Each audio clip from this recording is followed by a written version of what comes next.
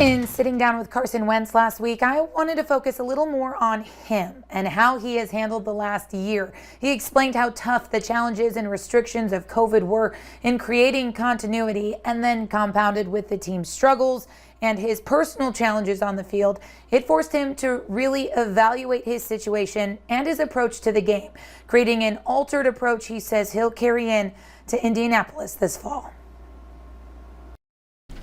I really feel like I have a new passion for the game now that I've seen.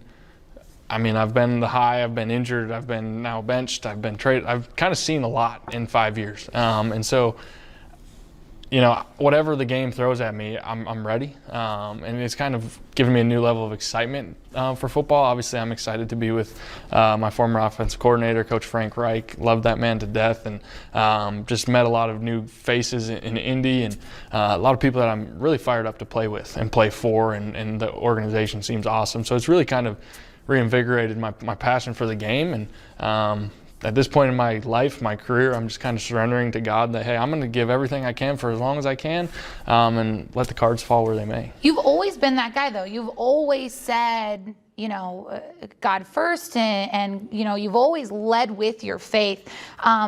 Is it just kind of deepened through all of this, you think? Like you didn't even know? Yeah, 100%. 100%. I think,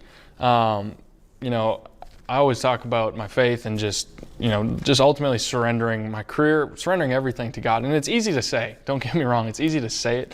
But then, of course, once you say it, then comes an injury. And then comes all these different circumstances to truly say, do I believe what I say I believe? And am I going to put it into practice?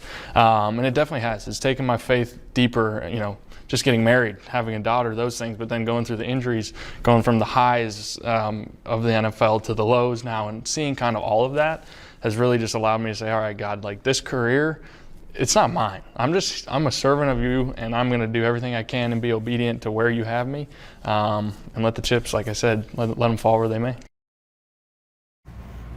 Mike, Carson gave me about 10 minutes last week. We'll have this entire interview up on valleynewslive.com, where he really talks a lot about his personal struggles and how he's approaching the game just a little bit differently. You heard him say it there. His wife, his daughter, and that second child on the way have certainly changed the game for him. Also, need to mention the Twins and the White Sox still battling it out, and the Fargo-Moorhead Redhawks currently leading in the 9th over Winnipeg, looking for their second straight win of this series. Good stuff, Beth. Thanks.